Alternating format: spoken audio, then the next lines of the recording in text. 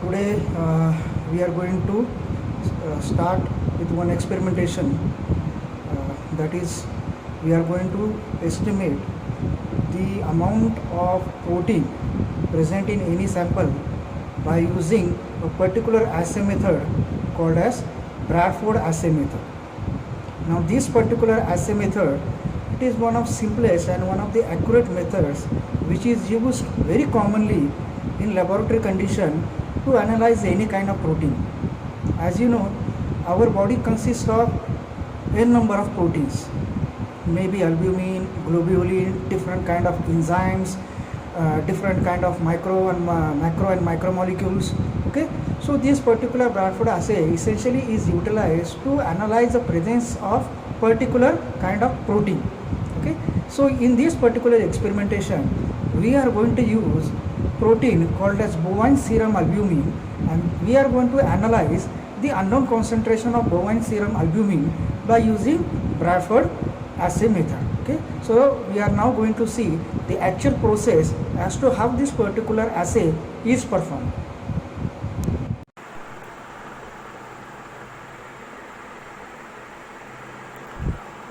So today we are going to perform an experiment, and the aim of the experiment is to estimate the amount of protein present in the given sample by Bradford assay. So before proceeding to the experiment, we need the following requirements like cuvette, Bradford reagent, pipette, autoclaved distilled water, and tip box. A tip box having 1 ml tip and 2 to 10 microliter tip, and we also require microcentrifuge tube. Along with that, we also require a UV visible spectrophotometer to determine the concentration of protein present in the given sample. Now, the main principle of the Bradford dye is that it is based on the equilibrium between the three forms of blue G dye. Under strongly acidic condition, the dye is double stable and it is mainly protonated and it is in the red color, and in the unprotonated form it is in the blue color. Now we have to add autoclaved distilled water in each of the microcentrifuge tube as described in the table 1 of the protocol.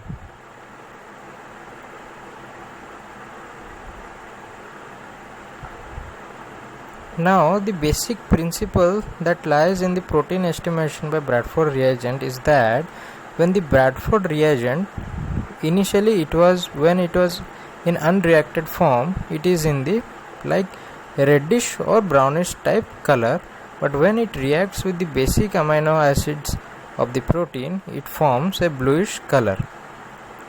And according to the color it develops, we took its reading in the spectrophotometer and determine its absorbance, and from the absorbance we can determine the amount of protein that is present in the given sample. So before doing that, so we have to plot a standard curve. So for doing the standard curve, we required BSA protein, that is a bovine serum protein, which is mainly isolated from the cattle group of animals like buffaloes.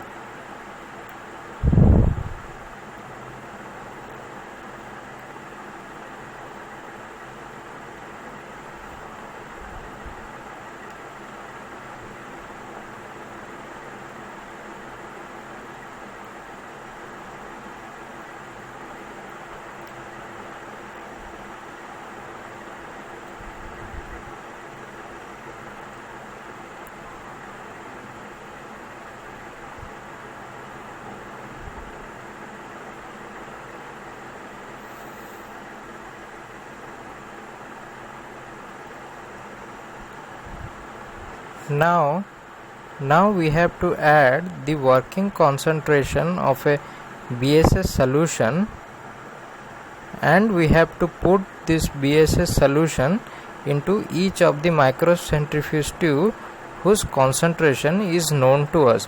And we are doing this type because we wanted to plot a standard curve of the protein BSA.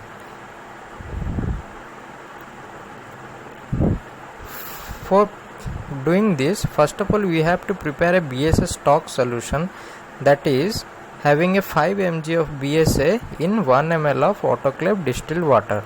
Then from that we took 200 microliter from the BSA stock solution and add it to 800 microliter of distilled water to make 1 ml of BSA working solution having concentration 1 mg per ml.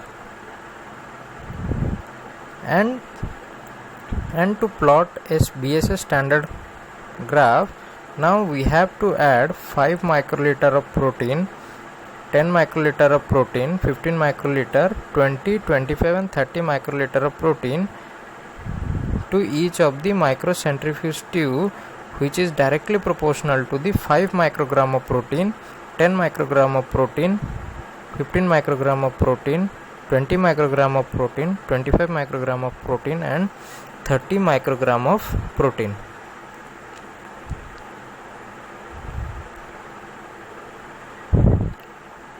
So you should note that you should always keep all these protein samples in ice, because if you do not keep all these protein samples in ice, the protease will be activated. And the protease is mainly activated at room temperature, and when it is activated it will start cleaving the protein, and when it starts cleaving all the proteins, your protein is degraded and you get an undesired type of result. So use of ice is always preferred while doing any type of protein sampling experiment. Now while adding protein to each of the microcentrifuge tube, you always use a tissue paper to wash or to clean the tips.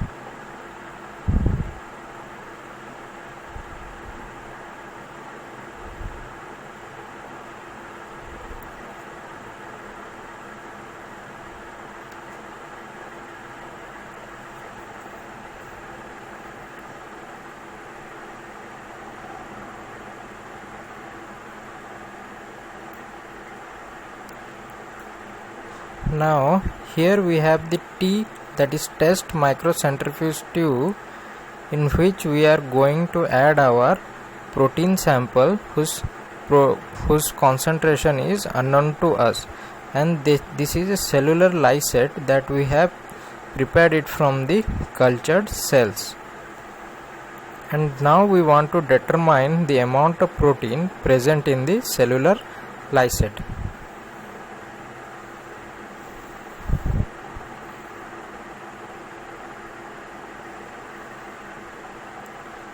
Now add 2 microliter of the cellular lysate into 398 microliter of autoclave distilled water and mix it properly with the help of the pipette. Now discard that tip.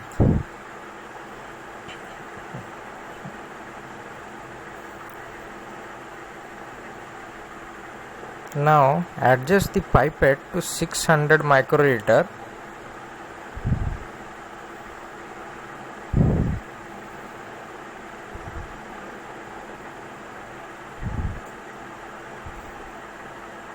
Now we have to add the Bradford reagent, which we have prepared by dissolving 100 mg of Comasi Brilliant Blue G250 in 50 ml of 95% ethanol, and phosphoric acid, and the volume was made up to 600 ml with the distilled water. Now from the Bradford reagent, took 600 microliter from it and add to each of the microcentrifuge tube properly.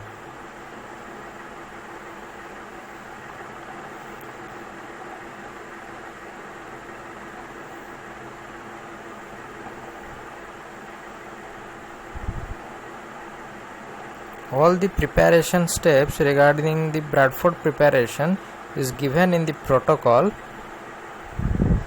and you should always weigh the Comasi Brilliant Blue G250 dye very accurately, and after making the solution you have to filter it with the help of a Whiteman filter paper.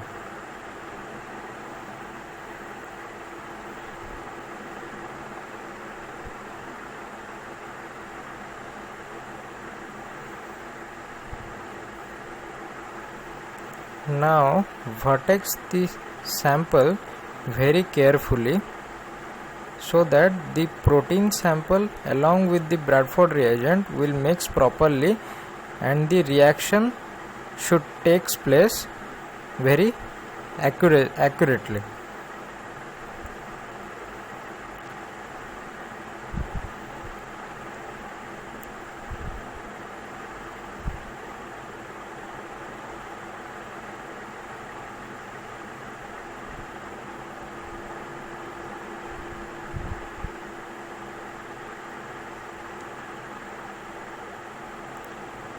Now you can see the color difference between all this microcentrifuge tube having different concentration of proteins.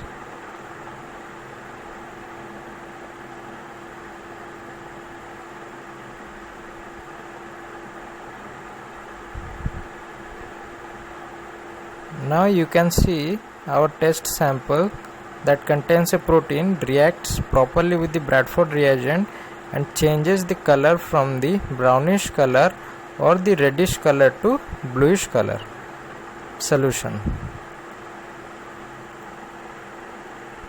Now after 5 to 10 minutes of incubation, now add each of the control sample to the quartz cuvette and take its reading.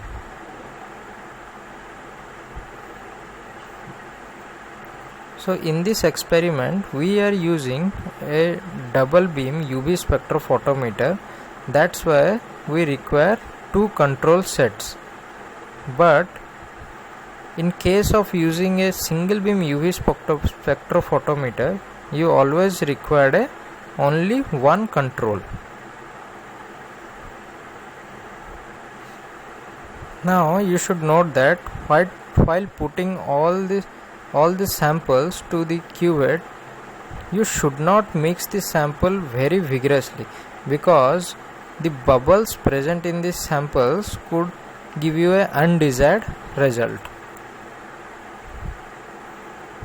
So after putting that sample in the UV spectrophotometer, we can go to the software and click for its reading. You should always note that this Bradford assay should always took place in a low light condition environment, because light can cause Bradford assay to photo bleach and you will get a very undesired result that you do not want.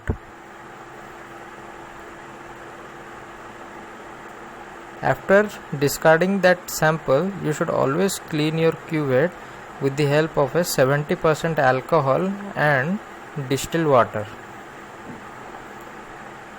If you do not clean the cuvette with the help of alcohol and the distilled water, some of its stain will stick into the cuvette and it will give an inappropriate reading. So it's always better to wash it properly, then after that you can proceed with the adding with next sample.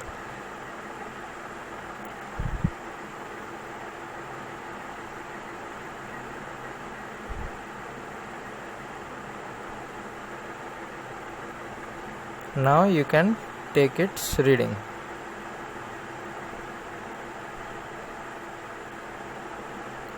So you should always note that while putting that cuvette into the spectrophotometer, you should always keep in mind that the transparent side of the cuvette will always face to the beam. Otherwise, what happens if you place the opaque side of the cuvette towards the beam light, then the beam will cannot pass through it and it will not give you the proper result that which you are required.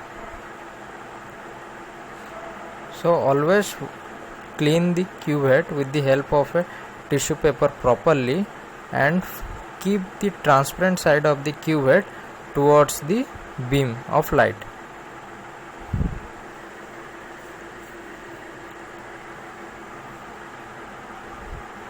Now before taking all these readings in the UV spectrophotometer, we have to set all our parameters in the software, and we have to set its wavelength as 595 nanometer, because the Bradford reagent absorption maxima is very much high at 595 nanometer. So we have to take all these readings at 595 nanometer.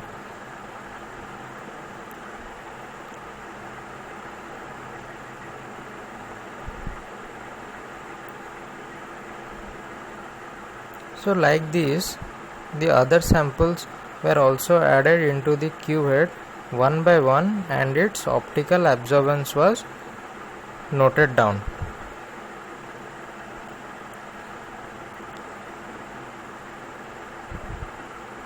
If you are not using any software for the determination of the optical density, you can took its reading one by one, note it in the notebook, and you can extrapolate the concentration versus optical absorbance in the graph, and you can find out its unknown concentration.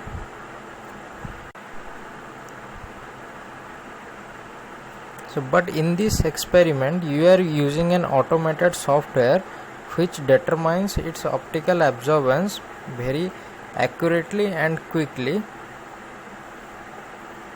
So in this thing we are not using any type of standard methods like plotting a graph or like this. So all these things were given by the software.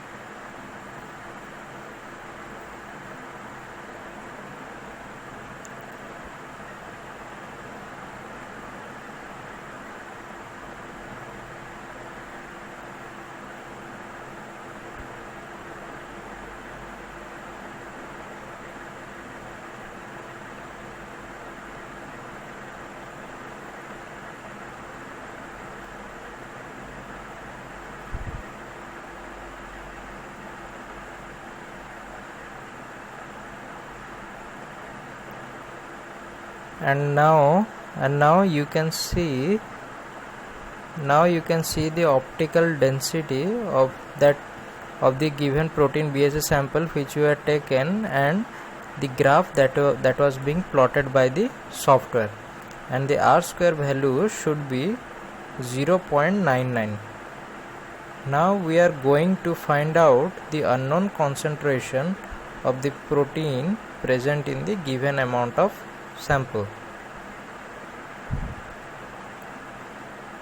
Now before putting the sample into the cuvette, mix it very gently and then put it into the cuvette.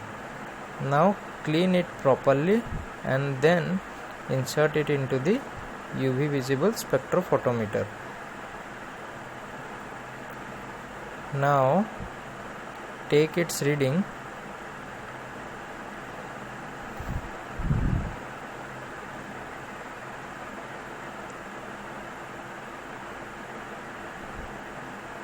and now you can see the concentration of the protein found to be 44.611 microgram. So we have to took all these things and finally estimate the amount of protein present in the unknown sample from the standard graph.